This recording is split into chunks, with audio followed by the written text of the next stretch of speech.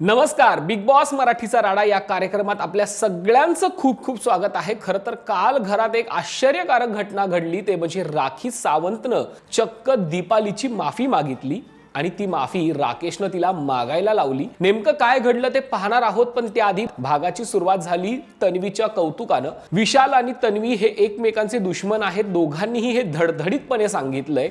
पण काल विशाल हे मान्य करतो की ती माझी दुश्मन असली तरी तिकीट टू फिनाले या टास्कसाठी तन्वी जीव तोडून खेळली आणि म्हणून तिला ती संधी मिळाली। तन्वी खूप छान खेळली, दीपाली ताई देखील तिचं कौतुक करते आणि राकेश देखील तिचं कौतुक करतो की ज्या चपळाईनं ती खेळली त्याचं सगळेच कौतुक करतात आणि तन्वी त्यासाठी डिझर्व करते हे सगळेच मान्य करतात। पण दुसरीकडे राखीला देखील या गोष्टीचा आनंद आहे। तिनं काल तन्वीला जाऊन सांगितलं देखील की तू मेहनतीनं हे मिळवलेलं आहेस, पण तीच राखी अनुश्रीला जाऊन आज भडकवते की बघ, ती विजेती झाली असली तरी तू हार मानू नकोस, तू फायनल मध्ये जाऊ शकतेस, तुझ्यात ते कॅलिबर आहे, तू लढू शकतेस, भिडू शकतेस, मागे राहू नकोस, शेवटचा आठवडा आहे, त्यामुळे जे काही द्यायचंय ते जीव तोडून दे।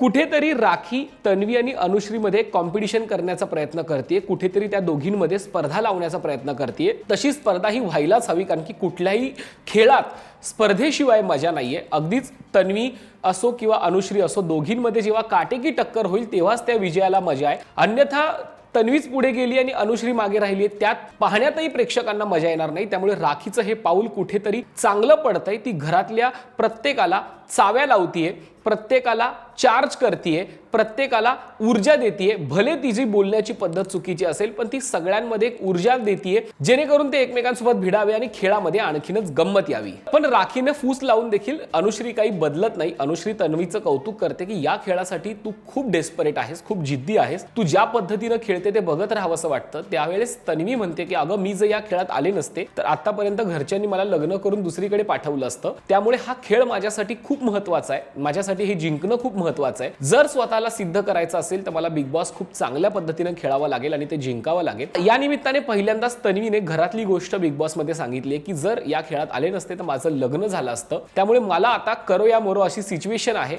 बघूया तन्वी या खेळामध्ये कसं खेळते आणि विजयापर्यंत पोहोचतीये का, कारण की सगळेच खेळाडू, सगळे स्पर्धक खूप चांगले आहेत, खूप लढवय्ये आहेत, त्यामुळे तन्वीसाठी देखील आव्हान असणार आहे। तन्वीला तिकीट टू फिनाले मिळाल्यावरती विशालला खऱ्या अर्थाने आनंद झालाय, पण त्याला दुःखही झालंय। त्यानं तन्वीचं कौतुक केलं असलं तरी मनात कुठेतरी सल आहे, मनात कुठेतरी खंत आहे, खदखद आहे की आपण तिथपर्यंत पोहोचू शकलो नाही, किंवा आपण टोळी टोळी करत इतकं भिडलो, इतका टोळीने घरामध्ये हैदोस घातला होता, पण त्या टोळीतला आज कोणीच उरलं नाहीये। ना रोशन उरला, ना सागर उरला, ना प्राजक्ता उरली, ना रुचिता उरली, सगळे मला सोडून गेले, आता मी एकटा उरलोय। कुठेतरी हा एकटेपणा विशालला खातोय की काय असं वाटतंय, कारण काल विशाल रडत होता। तो म्हटला की माझ्या एका चुकीमुळे सगळं काही हातात निघून गेलं, मी टास्क खेळणारा माणूस आहे, पण आज मला खेळता येत नाहीये, जिंकता येत नाहीये। मला हा शो जिंकायचा आहे, पण आता केवळ ते महाराष्ट्राच्या हातात आहे। मला कुठेतरी याची खंत वाटते, जी त्यानं बोलूनही दाखवली। आता विशालला खरंच या सगळ्याची जाणीव झालीये की त्याचा हा ड्रामा आहे हे काही कळायला मार्ग नाहीये, कारण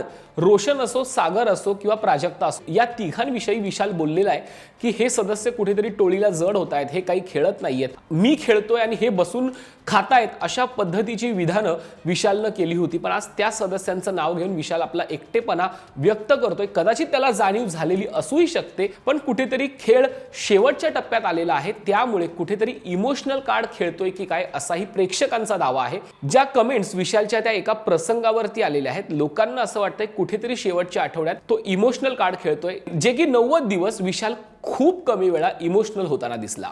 काल घरामध्ये दीपाली खूप डिस्टर्ब होती, कारण की सगळ्यांनाच माहिती आहे की दीपाली माहेरची भोसले आणि सासरची सय्यद आहे। तिनं inter caste, inter religion marriage केलंय, त्यामुळे कुठेतरी या सगळ्याचा दबाव, दडपण तिच्या मनावर असणारच आहे। आणि असं असताना देखील 26 वर्ष तिनं संसार टिकवला, 26 वर्ष तिनं आपल्या आयुष्याची संसाराला दिली, आणि इतकं सगळं असताना कुणीतरी बाहेरची व्यक्ती येते आणि आपल्या संसारावर, आपल्या चारित्र्यावर बोट ठेवते, हे कुठेतरी खूप लागतं, हर्ट होतं, जे दीपाली ताईला सुद्धा झालंय। तिच्या मनात सतत खंत आहे की एका मुलीनं माझ्या चारित्र्यावर संशय घेतला, माझ्यावरती बोलली, ती आमच्या मैत्रीवर संशय घेतला, माझ्या 26 वर्षाच्या संसारावर तिनं बोट ठेवलं, त्यामुळे ती रडते। ती विशाल आणि अनुश्री पुढे मन मोकळं करते की मी खूप नेटानं संसार केलाय, खूप चढ उतार बघितलेत, आणि आज या शो मध्ये माझा संसार काढला गेला, माझं पर्सनल आयुष्य काढलं गेलं, आणि हे मला कुठेतरी खूप लागलेलं आहे, आणि राखीने त्या बदल्यात मला मनापासून माफी मागणं खूप गरजेचं आहे। जर तिने ती माफी मागितली नाही तर माझ्या मनातनं ही गोष्ट कधीच जाऊ शकत नाही। याची खंत कुठेतरी राकेशला सुद्धा आहे, कारण की राकेश आणि दीपालीच्या मैत्रीमुळेच हा विषय झालेला आहे। त्यामुळे विशाल म्हणतो की माझ्याही मनातनं ती उतरली आहे। काल ज्या पद्धतीने ती बोलत होती हे मला कुठेतरी लागलं, म्हणून मी ठरवलंय की आता तिच्या हातचं खायचं नाहीये। तिनं वैयक्तिक आयुष्य अशा पद्धतीनं कॅमेरासमोर काढायला नव्हतं पाहिजे। खरं तर विशालनं देखील राकेशच्या बाबतीत तेच केलंय, पण आता विशालला ती गोष्ट चुकीची वाटते। कदाचित त्याला आपल्या चुकांची जाणीव झालेली असू शकते, त्यामुळे विशालला आता हे चुकीचं वाटतंय। राकेश शेवटी राखीकडे जातो आणि तिला सांगतो, एवढं सगळं होऊनही राखी काही माफी मागायला तयार होत नाही। राखी म्हणते मी जे बोलले ते बोलले, मला दिसतं ते मी बोलले, मी काही चुकीचं बोललेलं नाही। तिला वाटत असेल तर मला काही घेणं देणं नाहीये, ती इमोशनल ड्रामा करत असेल, पण कुठेतरी राकेशच्या मनात याची खंत आहे। म्हणून राकेश काल राखीकडे जातो आणि तिला सांगतो की जर तुला माझ्याविषयी काही जरी वाटत असेल, माझ्याविषयी थोडा जरी आदर असेल, तर तू उठायचं आणि दीपालीची माफी मागायची, कारण एखाद्या बाईच्या संसारावर, तिच्या चारित्र्यावर बोललेलं मला आवडत नाही आणि तू जे काल बोललीस ते खूप चुकीचं आहे। शेवटी राखी कशीबशी कन्व्हिन्स होते आणि दीपाली ताईकडे जाऊन तिची माफी मागते। दीपाली ताई देखील मोठ्या मनाने तिला माफ करते। यावेळी राखी म्हणते की मी राकेशसाठी तुझी माफी मागते। त्यावेळी दीपाली म्हणते की राकेशसाठी अजिबात माफी मागू नको, तुला मनापासून वाटत असेल तर माझी माफी माग, कारण काल तू माझ्या चारित्र्यावर बोट ठेवलंस, माझ्या संसारावर बोललीस, जे खूप चुकीचं आहे। तेव्हा राखी म्हणते की हो बाई, मी तुझी मनापासून माफी मागते आणि पुन्हा एकदा त्या दोघांमध्ये दिलजमाई होते।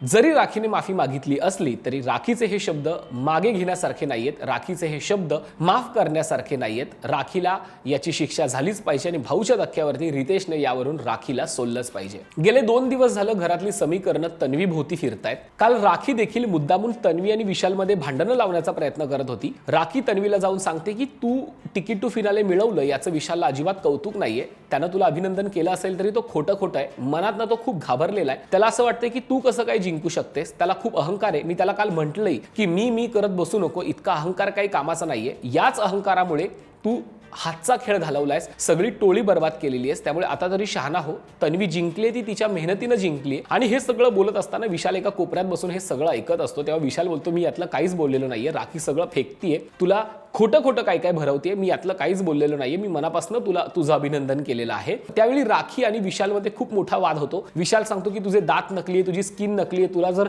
धुतली तर फक्त हाडाचा सापळा उरेल, अशा शब्दात तो राखीचा समाचार घेतो। तर राखी देखील त्याला खूप काही बोलते। तन्वी त्यांच्यामध्ये पडून हे भांडण थांबवण्याचा प्रयत्न करते। ती विशाललाही बोलते की तिचं काय नकली हे काढू नकोस, उगाच कशाला वाद वाढवतो। तेव्हा तन्वी आणि विशालमध्येही थोडासा वाद होतो आणि नंतर ती राखीला देखील हेच सांगते की कशाला वाद वाढवताय, कशाला वाईट शब्दात एकमेकांना बोलताय। तन्वी खूप छान बोलते, पण कधी कधी असं वाटतं की ती चुकीच्या ठिकाणी बोलते, चुकीच्या माणसांसमोर बोलते। तिला जे बोलायचं आहे त्याची योग्य वेळ कदाचित चुकलेली असते आणि मग कधीतरी हे तन्वीच्याच अंगावरती उलटतं। त्यामुळे तन्वीने बोलताना प्रत्येक वेळी विचार करून बोलला पाहिजे। आता खरं तर विशाल आणि राखी हे दोघेही 10 वर्ष एकमेकांचे मित्र आहेत। त्या दोघांनी एकमेकांना शिव्या दिल्या असत्या किंवा एकमेकांचे गळे धरले असते तरी ते पुन्हा एकत्र आले असते। तन्वीला खरं तर त्यांच्यामध्ये काही पडायची गरज नव्हती, पण तन्वी त्यांच्यात पडली आणि पुन्हा एकदा विशालच्या नजरेत वाईट झाली, जे तन्वीला काहीच करायची गरज नव्हती। त्यामुळे कुठेतरी आता तन्वीने सुद्धा संयम दाखवायची गरज आहे, शांततेत बोलायची गरज आहे आणि जिथे गरज असेल तिथेच बोलायची गरज आहे, कारण शेवटचा आठवडा प्रत्येकासाठीच खूप महत्त्वाचा आहे। आपल्याला सगळ्यांनाच माहिती आहे की राखी आणि तन्वीची जवळीक एक वेगळीच आहे। सगळ्यांना असं वाटलं होतं की राखी घरात आल्यानंतर तन्वीला सोलून टाकेल, तन्वीला सळो की पळो करेल, पण दुर्दैवाने हे प्रयत्न यशस्वी ठरले नाही। तन्वीला राखीचं मन जिंकण्यात यश आलं। राखी जे काही करते त्याला ती खूप उत्तम पद्धतीने उत्तर देते आणि तिला चांगलं माहिती की राखीला कसं हँडल करायचं। दीपालीच्या प्रकरणानंतर सुद्धा तन्वीमध्ये आणि राखीमध्ये तेच सामंजस्य होतं, तेच मैत्र कायम राहिलं। त्यावेळेस रेवाला देखील थोडंसं वाईट वाटलं की तन्वी राखीला इतकं कसं काय ऍडजस्ट करू शकते, राखी इतक्या वाईट शब्दात तिला देखील बोलते, तुला देखील बोलली, तरी देखील तन्वी तिच्याशी जुळवून घेते। मला कळत नाही नेमकं हे कसं काय शक्य होतं। खरं तर आता तन्वीला कळलेलं आहे की राखीला कशा पद्धतीने इग्नोर करायचं। राखी जे काही बोलते ते मनातनं बोलत नाही, ती फक्त एक माहोल तापवण्यासाठी, एक आवाज चढवण्यासाठी, घरामध्ये काहीतरी गोंधळ घालण्यासाठी, हैदोस घालण्यासाठी करते। त्यामुळे राखी जे काही बोलते ते इथून बोलत नाही, ती फक्त तोंडानं बोलते। त्यामुळे तिचे शब्द हे हवेत सोडून द्यायचे, फारसे अंगाला लावून घ्यायचे नाहीत। आपल्याला तिला उत्तर देता आलं तर द्यायचं, नाही तर मोकळं व्हायचं, तिथून निघून जायचं। पुन्हा एकदा ती आपल्याकडे येणारच आहे याची तन्वीला आता पूर्ण खात्री झालेली आहे, म्हणून तन्वी तिच्यासोबत जशाच तसं वागतीये। परवा राखीनं अक्षरशः तन्वीची लायकी काढली, तुझ्या तोंडावर थुकेन अशा शब्दात बोलली, तरी देखील तन्वीने ते शब्द सोडून दिले आणि काल तीच राखी लाडी गोडी लावत तन्वीकडे आले की माझे केस धुवून दे, माझे केस ड्राय करून दे. तेव्हा तन्वी सांगते अगं तू माझी बदनामी करतेस, मला शिवाय देते आणि मलाच काम सांगतेस. तेव्हा राखी बोलते की हो मी तुला काम सांगणार, त्या बदल्यात तू देखील माझी बदनामी कर, मला चालेल, पण माझे केस तूच सुकवून द्यायचे. तेव्हा तन्वी तिच्यासोबत डील करते आणि सांगते की उरलेली सगळी भांडी घासून ठेव, मी तुझे केस सुकवून पण देते, त्याचा गुत्ता पण काढून देते, सगळं करते. आणि कुठेतरी तन्वी राखीला कन्व्हिन्स करण्यात यशस्वी झाली. पण ऐकेल ती राखी कसली, राखीला भांडी घासायला सांगितली, त्यामुळे तिने एक भांड जे खरकट भांड होतं त्याचा ती भरपूर फेस करते आणि साबण कात्या घेऊन घरभर ते एकच भांड घासत बसते. घरातला डायनिंग एरिया असो, घरातला टिपॉय असो, सगळं काही ती घाण करून सोडते आणि जो कोणी मागचा माणूस स्वच्छता करणार आहे त्याचं काम वाढवून ठेवते. त्यामुळे राखीला काम सांगावं की नाही अशी गत सध्या घरात झालेली आहे. आपल्याला माहिती आहे की स्पर्धकांनी काही दिवसांपूर्वीच 25 लाख ही विजेतेपदाची रक्कम गमावली होती आणि त्यातले केवळ 25,000 उरले होते. त्यामुळे बिग बॉस त्यांना एक संधी देतात की 25,000चे पुन्हा 25 लाख करा आणि विजेतेपदाची रक्कम वाढवा. आणि त्यांच्यासमोर सापशिडीचा टास्क येतो. पण हा सापशिडीचा टास्क साधा सोपा नाहीये. आपल्याला एक एक घर चढत जायचं आणि त्या घरावरती पुन्हा एक टास्क करून दाखवायचा आहे, पुन्हा एक खेळ करून दाखवायचा आहे, पुन्हा एक आव्हान पेलायचंय. काय येते बिग बॉस सांगणार आहेत. प्रत्येक घराला तुम्हाला 6,000 रुपये मिळणार आहे आणि अशा पद्धतीने गमतीशीर टास्क स्पर्धकांसमोर येतो. आणि काल तिकीट टू फिनाले मध्ये तीनही स्पर्धक चांगले खेळल्यामुळे बिग बॉस खुश होऊन 75,000 रुपयाचं रिवॉर्ड देतात. अशी 1 लाख रुपयाची रक्कम आता स्पर्धकांकडे आहेत आणि 24 लाख रुपये मिळवायचे. आणि त्यासाठी पहिल्यांदाच दीपाली आणि अनुश्री ही जोडी एकत्र येते आणि त्या जोडीला सापशिडी खेळायची असते. दीपाली यामध्ये खूप सुंदर डान्स करून दाखवते. काही पक्षी आणि प्राणी ओळखण्याचा टास्क त्यांच्या पुढे येतो, फुगे फोडण्याचा टास्क येतो. अशा गमतीशीर टास्क मधून हा खेळ पूर्ण होत जातो. दीपाली आणि अनुश्री 1 लाखाच्या वरती रक्कम मिळवतात, पण दुर्दैवाने अनुश्रीला साप डसतो आणि ती पुन्हा खाली येते आणि केवळ 18,000 रुपये ते मिळवून देतात. त्यानंतर येतात रेवा आणि राकेश. रेवा आणि राकेश देखील खूप सुंदर टास्क खेळतात.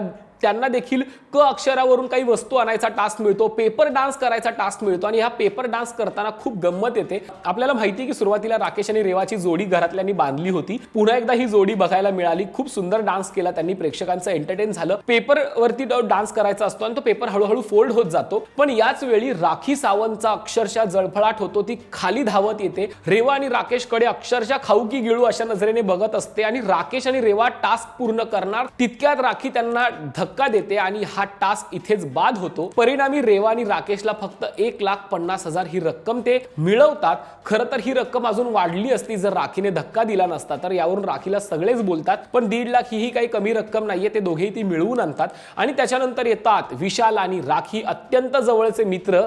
आता राखी आणि विशाल काय करतायत हे बघण्यासारखं आहे, कारण राखीला काल घुबड ओळखायला सांगितलं होतं, ते देखील तिला ओळखून आणता आलेलं नाहीये. अगदी फुग्याच्या टास्क मध्ये सुद्धा राखीची दमछाक झालेली होती. विशाल आणि राखीला एकत्र दोघांमध्ये धरून फुगा न्यायचा असतो. त्यामुळे आता ही जोडी घरातल्या स्पर्धकांना किती पैसे मिळवून देणार याकडे सगळ्यांचंच लक्ष लागलेलं आहे. आता पुढे एक एक जोड्या येत राहतील आणि ही विनिंग अमाऊंट वाढत राहील. आता यातून ते जितकी अमाऊंट कमवतील तितकीच ते घरी घेऊन जाऊ शकतील, असा हा टास्क आहे. पण सध्या बिग बॉसच्या घरातलं वातावरण बदललेलं आहे. घराला एक वेगळं वळण लागलेलं आहे. प्रत्येकाला माहिती आता आपल्याला जिंकायचंय. त्यामुळे घरातला राडा कुठेतरी कमी झालाय आणि युक्ती सुरू झालेली आहे. प्रत्येक जण शांत राहून खेळत आहे, प्रत्येक जण डोक्यानं खेळतोय. तन्वी आणि अनुश्रीमध्ये काटेकी टक्कर होऊ शकते असं सध्या तरी दिसतंय. कारण जर खेळाचा अनालिसिस बघितला तर दीपाली, राकेश आणि विशाल यांच्यापेक्षा तन्वी आणि अनुश्री या दोघींचा खेळ खूपच स्ट्रॉंग राहिलेला आहे. अनुश्री कायमच डोक्यानं आणि स्वतंत्र राहून खेळलेली आहे, तर तन्वी स्वतंत्र, डोक्यानं आणि ग्रुपला धरून खेळलेली आहे. त्यामुळे दोघींमध्ये जितकं साम्य आहे तितकाच वेगळेपणा सुद्धा आहे. दोघींपैकी कुणीतरी एक विनर होऊ शकतं असं आता तरी वाटतंय. तुम्हाला काय वाटतं, तन्वी आणि अनुश्रीपैकी कोण विनर होऊ शकतं हे कमेंट करून नक्की कळवा. आणि विशालचं काल वेगळं रूप पाहायला मिळालं. कुठेतरी त्याला पश्चाताप होत होता. विशालला होणारा पश्चाताप, विशालला वाटणारी जाणीव ही खरी आहे का? तुम्हाला काय वाटतं कमेंट करून नक्की कळवा. आणि पाहायला विसरू नका बिग बॉस मराठीचा राडा, फक्त राजश्री मराठी शोबजवर. धन्यवाद.